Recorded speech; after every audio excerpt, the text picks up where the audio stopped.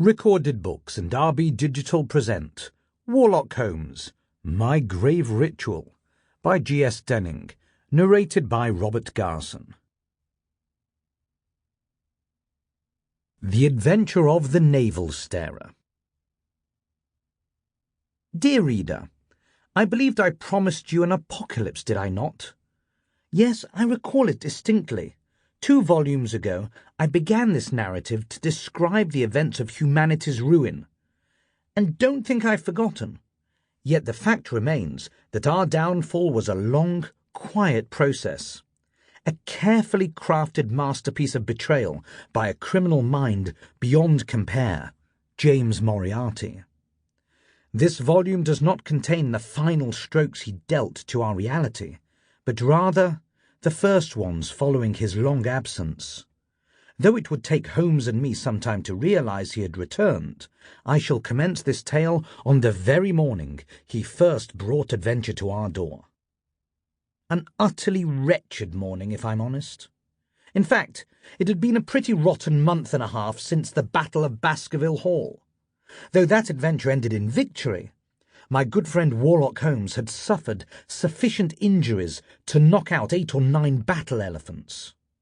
By mid-December, the danger to his life had passed, yet a new danger soon emerged.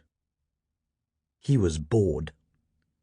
As less than 2 months had passed since he'd been impaled through both legs by 6-foot wooden spikes, Holmes found himself feeling less than nimble.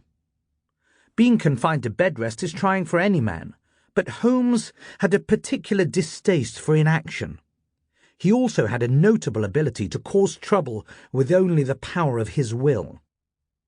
Recalling the permanent damage he'd wrought to the fabric of reality the last time he'd been incapacitated, see Silver Blaze Murder Horse, I felt it was nothing less than my duty to mankind to ensure that Holmes remained occupied. But how to fill the time? His hundreds of books were no distraction. He'd read them over and over.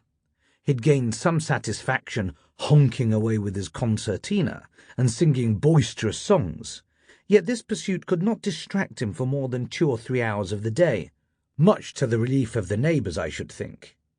He loved to doodle. At first I despaired of it, for he tended to scrawl all over his walls, his blanket, his books, and whatever else came within reach. His drawings were simple outlines. Crowns and coins, swords and hearts decked every surface he could reach. He liked to draw...